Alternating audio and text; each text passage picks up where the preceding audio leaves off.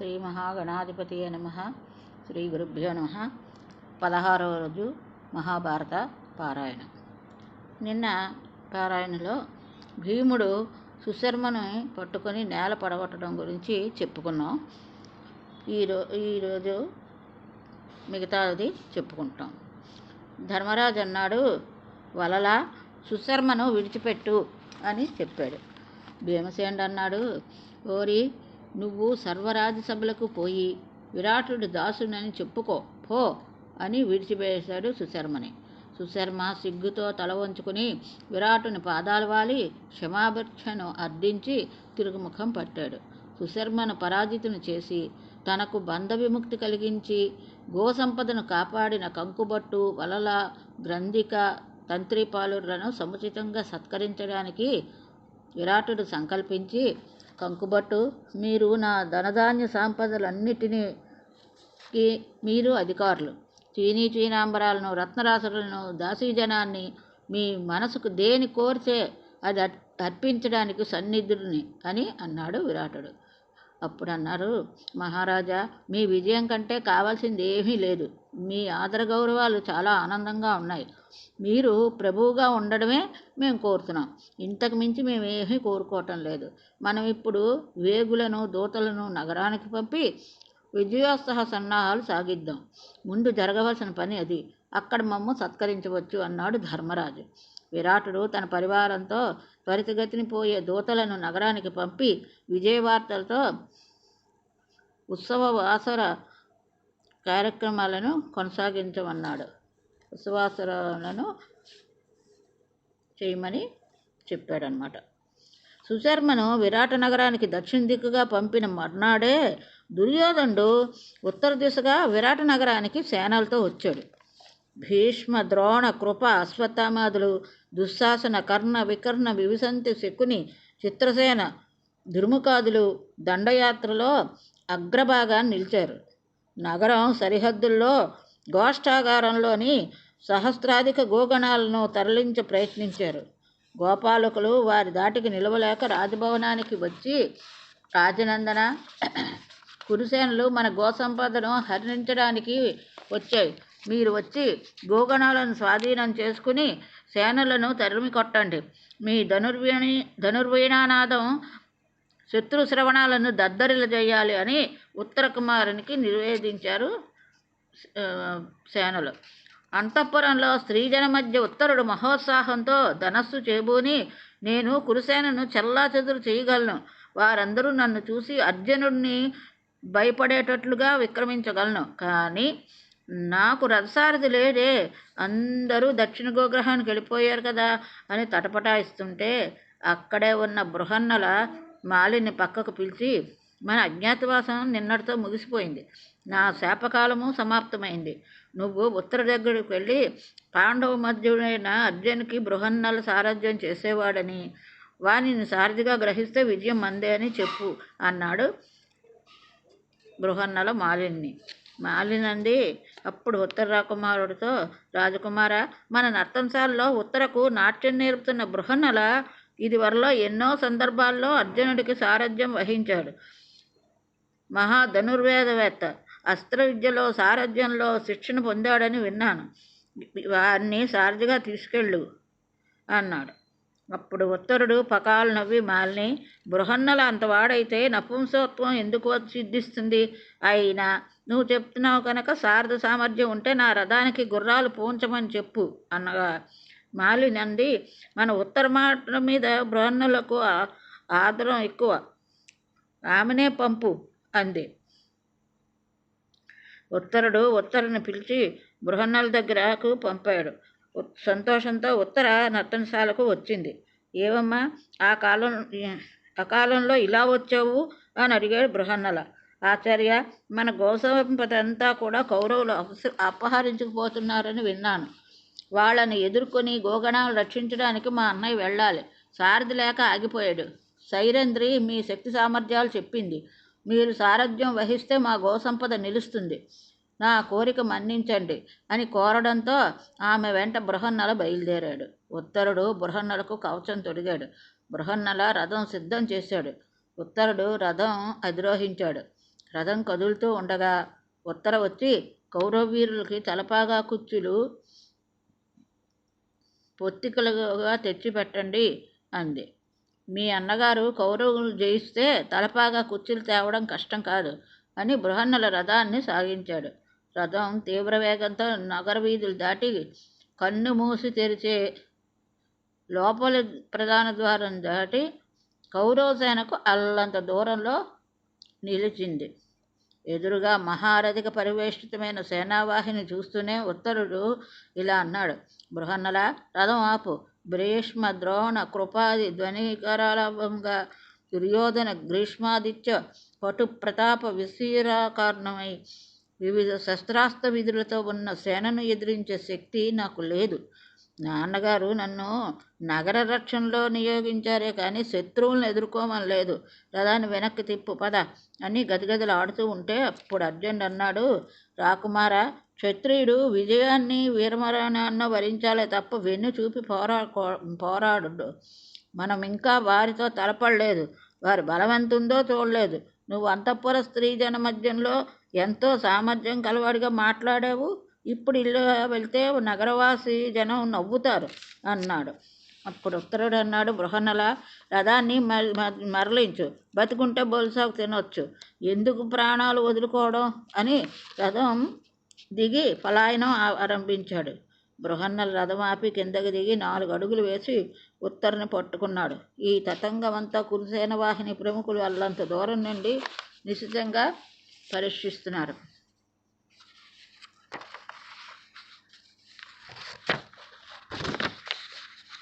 ఎర్రని చీర కట్టుకుని స్త్రీ రూపంలో ఉన్న ఆ సారథి అర్జునుడై ఉంటాడని పెద్దలు భావించారు. అర్జునుడు నపుంసకుడిగా ఎందుకుంటాడని సామాన్యులు అనుకున్నారు. నడక, ఆజానుబాహువులు, ఆకారంలో చూసి నిస్సందేహంగా అర్జునుడే అని నిశ్చయించారు.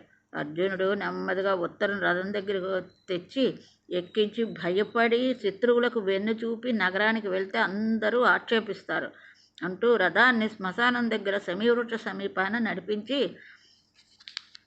రాజనందన, చెట్టెక్కి దాని మీద గాంధీవం అందియ్యి, యుద్ధం నేను చేస్తాను, నా చేతికి నీ ధనస్సు సాగదు అంటూ ఉండగానే, ఈ జమ్మి చెట్టు మీద శవం ఉన్నదని ఊరంతా చెప్పుకుంటూ ఉంటారు. రాకుమారుడి చేత శవాన్ని ముట్టిస్తారా అన్నాడు ఉత్తరుడు. నీ చేత మృతకళేబరం పట్టించను. పాండవులు అజ్ఞాతవాసానికి వెళ్తూ తమ ఆయుధాలన్నీ చెట్టు మీద ఉంచారు. ఎక్కు చెట్టెక్కి అందులో గాంధీవం నా చేతికి అని పరిపరి విధాలుగా చెప్పగా, ఉత్తరుడు సందేహ నివృత్తి కోసం అడిగిన ప్రశ్నలకు జవాబుగా తానే అర్జునుడని, కొంకుబొట్టు ధర్మరాజని, మాలిని ద్రౌపది అని వివరించాడు. ఉత్తరుడు చెట్టెక్కి శస్త్రాస్త్రాలు బంధించిన మోపు విప్పగా కనులు మెరుగుమట్లు గొలిపేలా ఆ బాణాసనాలన్నీ త్రాచుల్లో మెరుస్తూ ఉన్నాయి. ఉత్తరుడు తత్తరపడి అర్జున్ని శరణు వేడాడు. నన్ను స్మరించుకో, భయం లేదన్నాడు అర్జునుడు. అర్జున ఫల్గుణ పార్థ కిరీటి అంటూ అర్జున నామాలు స్మరించాడు ఉత్తరుడు. వెంటనే మోపులో దగద్ధాయమానంగా రోతులీనుతూ దివ్యాస్త్రాలు దర్శనమిచ్చాయి. వాటన్నిటినీ వివరంగా అడిగాడు ఉత్తరుడు.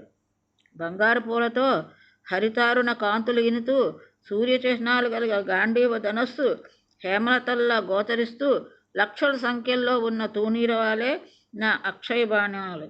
చతుర్ముఖుడు 1000 సంవత్సరాలు వినియోగించి ఈ గాంధీవాన్ని ప్రజాపతికి ఇచ్చాడు. ఆయన 503 సంవత్సరాలు ఉంచుకుని ఇంద్రునికి ఇచ్చాడు. దేవేంద్రుడు హస్తాలతో ఇది 85 ఏళ్లుంది. సోముడు 500 వర్షాలు ఉంచుకుని వరుణుడికి కానుకగా ఇచ్చాడు. వాని నుంచి మైత్రి చిహ్నంగా అగ్ని అందుకుని కాండవ దహన సమయంలో నాకు బహూకరించారు. నా చేతుల్లో 65 సంవత్సరాలై ఉంటోంది. ఇక నా 10 పేర్లు అర్జున, ఫల్గుణ, పార్థ, కిరీటి, శ్వేతవాహన, కృష్ణ, భీభత్స, విజయ, సవ్యసాచి, ధనుంజయ. ముందు ధనస్సు అందించు అంటూ ఆ వివరాలన్నీ చెప్పి ధనస్సును స్వీకరించాడు అర్జునుడు. ఉత్తరుడు చెట్టు దిగుతూ అర్జునుడికి అభివాదం చేసి నన్ను మన్నించు అన్నాడు. అర్జునుడు నవ్వుతూ వాని వెన్ను తట్టి, నువ్వు సారథ్యం వహించి రథాన్ని సక్రమంగా నడిపించు, మన పరాక్రమం ప్రదర్శిద్దాం అన్నాడు. కురుసేనల్లో కలకలం బయలుదేరి వచ్చేవాడు అర్జునుడైతే తగిన శాస్తి చేయడాన్ని నిశ్చయించుకున్నారు దుర్యోధనాదులు. ద్రోణాచార్యులు భీష్ముని చూస్తున్నాడు నర్మగర్భంగా. ఏం సాహసం! అహంకారం కాకపోతే కురువీరులకు ఎదురు వస్తాడా? ఆకారం చూస్తూ ఉంటే ఇంద్రుడి వలె ఉన్నాడే అనేసరికి భీష్ముల వారు శత్రువును ఎదుర్కొనడానికి తగిన సమయం వచ్చింది, అడ్డంకులన్నీ తీరిపోయాయి, ఇంకెవ్వరికీ భయపడవసరం లేదు అని సమాధానం ఇచ్చాడు అర్జునుడు. అజ్ఞాతవాస సమయం చెల్లినందువల్ల అర్జునుడు నిర్భయంగా వస్తున్నాడని అర్థమైంది ద్రోణాచార్యుడికి.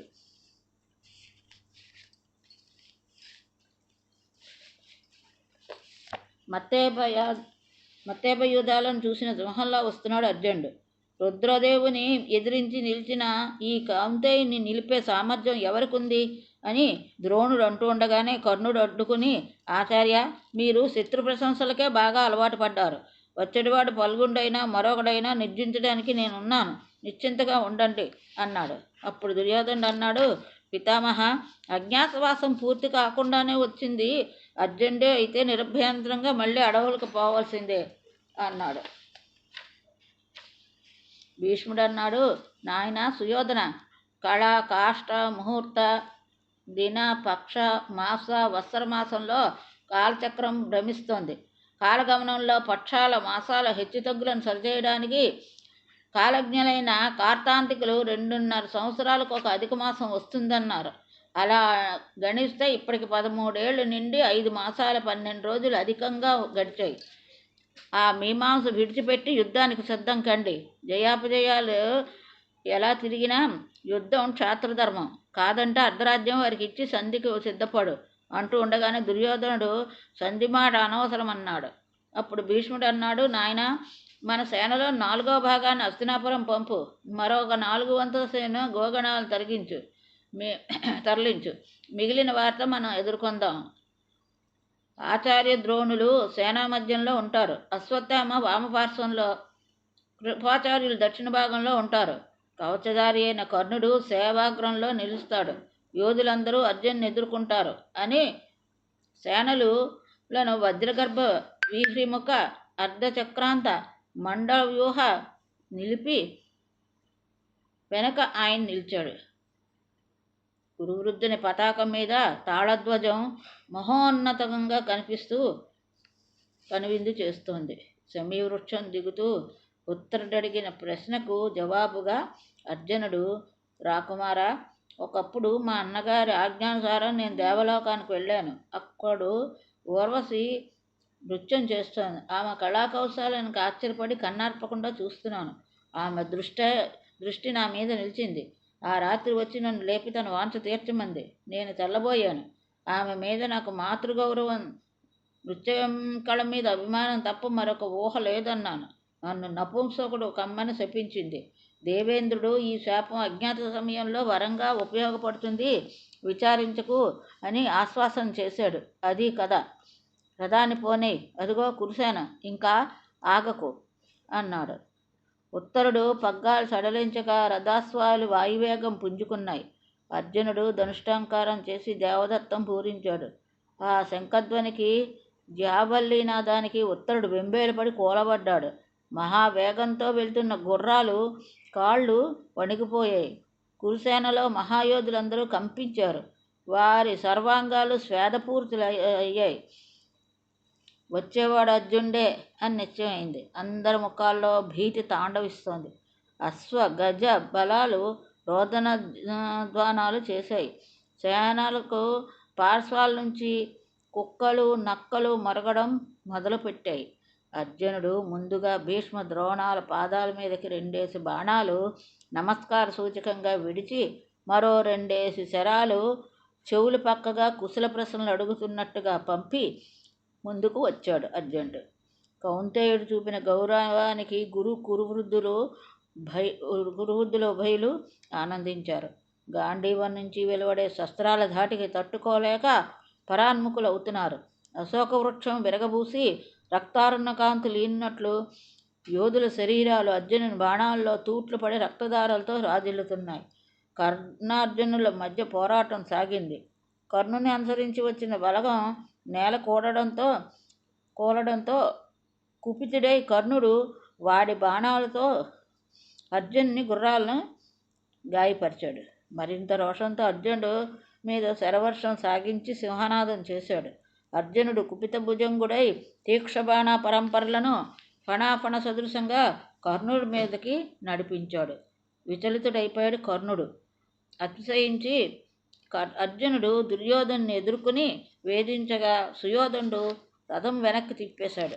ఒక్కొక్కరిని పరాభూతులను చేసి సంగర క్రీడ కట్టిపెట్టే తలంపుతో ఇంద్రదేవ పతాకమైన సమ్మోహనాస్త్రాన్ని ప్రయోగించాడు. కురుసేనావాహిని చాపగా చుట్టగా నేలబాలి శృతి తప్పింది. తక్షణం వెళ్ళి తలపాగాలు కోసుకురా. అదుగో సుయోధనుడు అశ్వత్థామ చుట్టిన పాగాలు నల్లనుగా కనిపించేవి. కర్ణుడిది పచ్చగా ఉంది. ద్రోణకృపుల చుట్టిన పాగాలు తెల్లగా ఉంటాయి. ముందుగా పోయి భీష్ముల కోసం ప్రయత్నించకు. ఆయన్ని ఆ అస్త్రం బంధించదు. త్వరగా రా అన్నాడు ఉత్తరుడితో అర్జునుడు. ఉత్తరుడు చకచక సాగి వారి పాగా కుచ్చులు కత్తిరించి వచ్చి రథం ఎక్కాడు. అర్జునుడు గోగణాలతో విరాట నగరం వైపు తిరిగాడు. తమ వారికి జరిగిన పరాభవం వివరించి సేనలను హస్తినాపురం తరలించాడు భీష్ముడు. అర్జునుడు రథాన్ని శ్మశాన సమీపంలోని సమీవృక్షం దగ్గర ఆపి గాంధీవం యథాస్థానంలో ఉంచమని, కపికేతన స్థానంలో సింహధ్వజం కట్టించి కొంత దూరం సాగాక, రాకుమారా, మన గుర్రాలు బాగా అలసిపోయి ఉన్నాయి. వాటికి విశ్రాంతి అవసరం. మన గోపాలకులు ముందుగా నగరానికి వెళ్ళి విజయవార్తలు తెలిపి సన్నాహాలు చేస్తారు అన్నాడు. ఉత్తరుని ఆజ్ఞానుసారం గోపాలకులు తరలి వెళ్ళారు. ఉత్తరుడు రథాశ్వాసాలను విప్పి సరోవర సమీపాన విడిచాడు. నగరానికి తిరిగి వచ్చిన విరాటరాజు కొలువు తీర్చి తన విజయగాథ గానం చేసే బందిమాగదులను సంధించేసి ఉత్తరుడేమయ్యాడని తెలుసుకుని వెలబలబోయే ముఖంతో మంత్రుల వైపు తిరిగి తక్షణం సేనలను ఉత్తరునికి సాయంగా పంపమన్నాడు. బృహన్నల సారథ్యంతో వెళ్ళిన తన కుమారుడి పాటికి ఏమై ఉంటాడో అని భయపడుతూ ఉండడం గమనించి ధర్మరాజు అన్నాడు, బృహన్నల సారథ్యంలో మీ కుమారుడు విజయశ్రీయుతుడే గోగణాలు తొలగించుకొస్తాడు అంటూ ఉండగానే ఉత్తర దిక్కు నుంచి వచ్చిన గోపాలకుడు విజయవార్త నివేదించాడు. ఆ వార్తాహరునికి రత్నభూషణాలు బహూకరించి నగరం అంతా అలంకరించి విజయోత్సాహం ఏర్పాటు చేయమన్నాడు విరాటుడు. సంతోషంతో కంకుబట్టును పిలిచి పాచికలు ఆడదామన్నాడు. మహీపతి జోదం ఆడి ధర్మరాజు అంతటి వాడు సర్వం కోల్పోయిన విషయం వినే ఉంటారు. మహీపతి జోదం ఆడి ధర్మరాజు అంతటి వాడు సర్వం కోల్పోయిన విషయం వినే ఉంటారు. సామాన్య స్థితిలోనే జోదం నిషిద్ధం. ఇప్పుడు మీరు ఉత్సాహంతో ఉన్నారు, అంచేత అసలే ఉచితం కాదన్నాడు కంకుబట్టైన ధర్మరాజు. విరాటుడు బలవంతం చేశాడు. ఆట సాగించి తీరాలని సైరంధ్రుని పాచికలు తెమ్మన్నాడు. ఆట కొంత సాగాక మా ఉత్తరుడు కురుసేనను జయించడం చాలా ఆశ్చర్యంగా అంటూ ప్రసంగిస్తూ ఉండగానే కంకుబట్టు అడ్డు తగిలి బృహన్నలు సారథిగా ఉంటే ఎవరికైనా విజయం సాధించి తీరుతారు అనగా, ఇంతవరకు సారథిని విజయలక్ష్మి భరించడం వినలేదు. పైగా మా ఉత్తరుడు విజయాన్ని విశ్వసించలేకపోతున్నాను అన్నాడు విరాటుడు. మహారాజా, బృహన్నల సామర్థ్యం అటువంటిదే. ఇంద్రసారథి మాతలి, అర్జున్ సారథి కృష్ణుడు కూడా బృహన్నల సారథ్యంతో తోగలేరు అంటూ ఉంటే విరాటుడి చేతిలో ఉన్న పాచిక విసిరాడు. ధర్మరాజుని నుదురు చిట్లి రక్తం చిమ్మింది.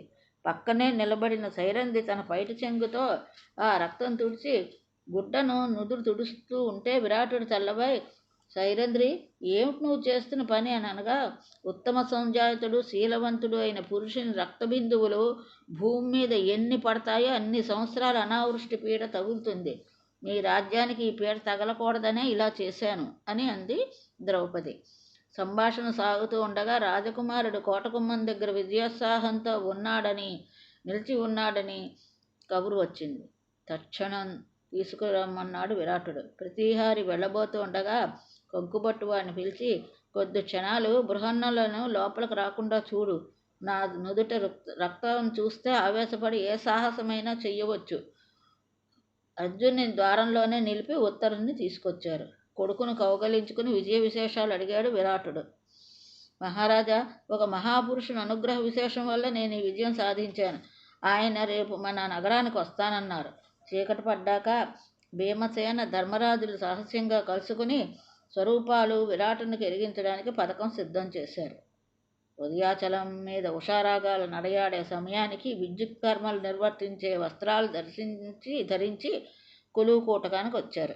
ధర్మరాజు విరాటుని సింహాసనం అధివసించాడు. సోదరులందరూ రాజపుత్రుల అలంకరించి ఆసనాల మీద ఉన్నారు. సభాస్థలికి వచ్చిన విరాటుడు తన సింహాసనం మీద కంకుబట్టును చూసి ఆశ్చర్యము క్రోధము పెళ్ళొవ్వగా, కంక, నాతో జూతక్రీడ సాగించే నువ్వు ఈ ఆసనంలో అధిష్ఠించడంలో అంతర్యం ఏమిటి అని అడగగా, పార్శ్వాన ఉన్న అర్జునుడు త్యాగశీలుడు, నిస్వార్థ సేవాపరాయణుడు, నియమపరుడు, శస్త్రాస్త్రవిధుడు అయిన ఈ మహాపురుషుడు ఇంద్రసింహాసనం అధివసించడానికి అర్హుడు.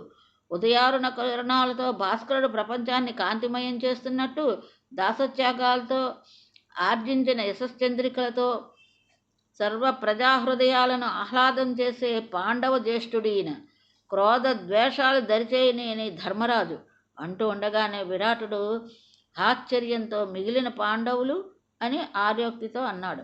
మహారాజా, సైరంధ్రిని బలాత్కరించి సాహసించిన కీచకుని సోదర సమేతంగా హతమార్చిన పాక కళాకోవిదుడి వలలుడు భీముడు, అశ్వపాలకుడు దామ్రగంధి నకులుడు, గోపాలకుడు తంత్రీపాలకుడు సహదేవుడు, విశాల నేత్రాలతో శుచిస్మిత వదనంతో అలరారే ఈ సైరంధ్రే ద్రౌపది అని అర్జునుడు అనగా, బృహన్నల అర్జునుడు అని భీమసేనుడు కూర్చున్నాడు.